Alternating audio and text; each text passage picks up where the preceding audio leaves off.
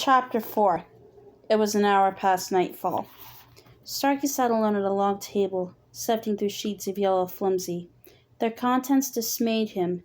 He had been serving his country for 30 years, beginning as a scared West Point plebe. He had won medals, he had spoken with presidents, had offered them advice, and on occasion his advice had been taken. He had been through dark moments before, plenty of them, but this.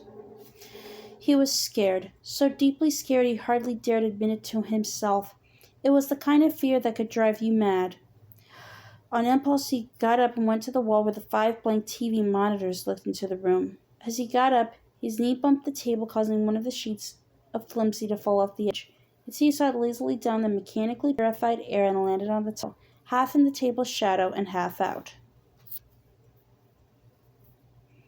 Someone standing over it and looking down would have seen this. OT confirmed. Seems reasonably straight-coded 848AB, Campion W Sally, antigen shift and mutation, high risk / excess mortality and communicability estimated, repeat, 99.4%. Atlantic Plague Center understands. Top secret blue folder ends, PT 222312A.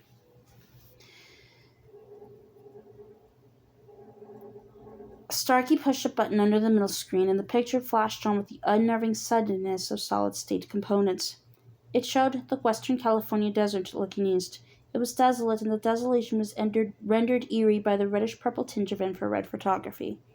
It's out there, straight ahead, Starkey thought. Project Blue. The fright tried to wash over him again. He reached into his pocket and brought out a blue pill, what his daughter would call a catch-22. Downer, sorry. That's another one. Names didn't matter, results did. His dry swallowed and his hard-unseen face wrinkling for a moment as it went down. Project Blue. He looked at the other monitors, then punched up pictures on all of them. 4 and 5 showed viral labs. 4 was physics, 5 was viral biology. The Vibi lab was full of animal cages, mostly for guinea pigs, rhesus monkeys, and a few dogs.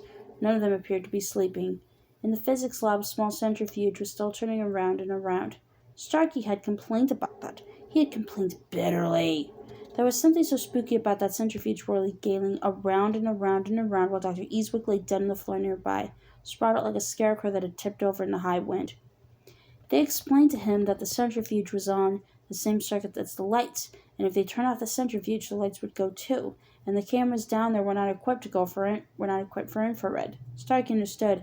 Some more brass might come down from Washington and want to look at the dead Nobel Prize winner who was lying 400 feet under the desert less than a mile away. If we turn off the centrifuge, then we turn off the professor. Elementary. What his daughter would have called a catch-22. He took another downer and looked at the monitor, too. This was the one he liked the least of all. He didn't like the man with his face in the soup. Suppose someone walked up to you and said, "You will spend your eternity with your fizz in a bowl of soup." It's like the old pie-in-the-face routine. It stops being funny when it starts being you. Monitor 2 showed the Project Blue cafeteria. The accident had occurred almost perfectly between shifts, and the cafeteria had only been lightly populated. He supposed it hadn't mattered much to them whether they had died in the cafeteria or their bedrooms or their labs. Still, the man with his face in the soup. A man and a woman in blue coveralls were crumpled at the foot of the candy machine. A man in a white coverall lay beside the Seaberg jukebox. At the tables themselves were 9 men and 14 women, some of them slumped beside Hostess Twinkies, some with spilled cups and Coke and Sprite still clutched in their stiff hands. And at the second table near the end there was a man who identified as Frank D. Bruce. His face was in a bowl of what appeared to be Campbell's chunky sirloin soup. The first monitor showed only a digital clock. Only on June 13th, all the numbers on that clock had been green. Now they had turned bright red. They had stopped. The figures read 06-13-90-02-37-16. June 13th, 1990. 37 minutes past 2 in the morning and 16 seconds.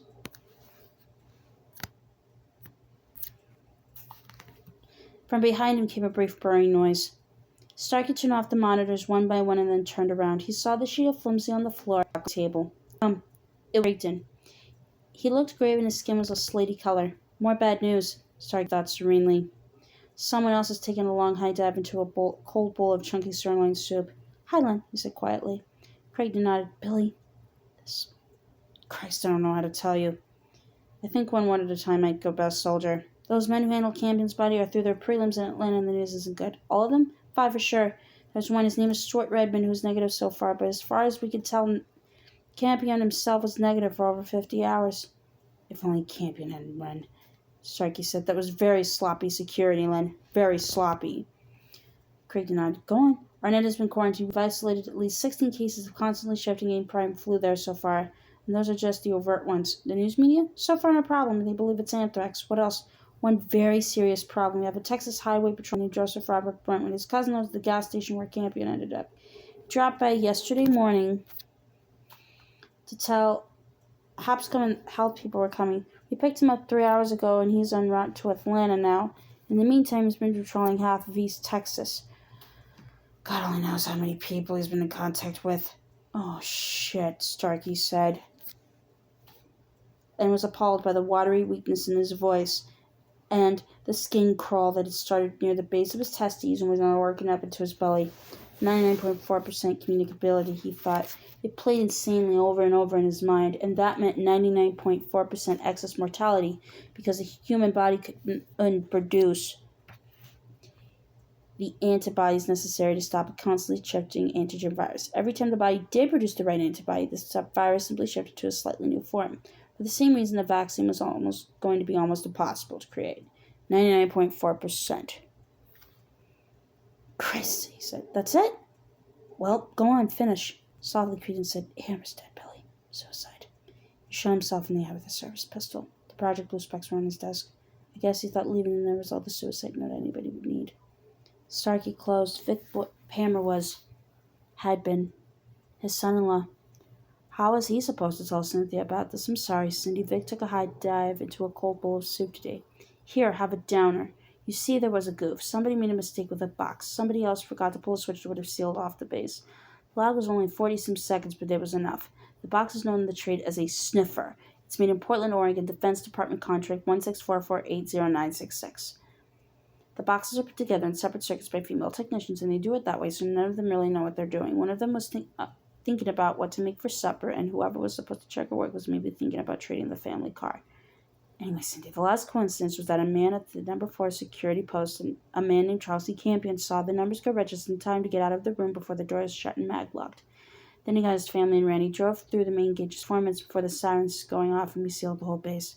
No one started looking for him until nearly an hour later because there are no monitors in the security posts. Somewhere along the line, guarding the Guardians, or everyone in the world would be a goddamn turnkey, and everybody just assumed he was in there waiting for the sniffers to sort out the clean areas from the dirty ones. So he got the running room, and he was smart enough to use the ranch trails and lucky enough not to pick any of the ones where his car could get bogged down. Then someone had to make a command decision on whether or not to bring in the state police, the FBI, or both of them. That fabled buck passed hither, thither, and yon. By the time someone decided the shop ought to handle it, this happy, diseased asshole had gotten to Texas, and when he finally caught him, he wasn't running anymore because he, his wife, and his baby girl were all, on cooling boards in some pissant little town called Braintree, Texas. Anyway, Cindy, what I'm trying to say is this was the chain of coincidence on the order of winning the Irish sweepstakes, with a little incompetence thrown in for bad luck. Or good luck. For bad luck, I blame his, excuse me. But mostly it was just the thing that happened. None of it was your man's fault. But he was the head of the project, and he saw the situation start to escalate, and that, thanks, Len, he said. Billy, would you like? I'll be up in 10 minutes. I want you to schedule a general staff meeting 15 minutes from there. If they're in bed, kick them out. Yes, sir, and Len? Yes? I'm glad you were the one who told me. Yes, sir. Creighton left. Billy glanced at his watch, then walked over to the monitors set into the wall. He turned on 2, put his hands behind his back, and stared thoughtfully into Project Blue's silent cafeteria.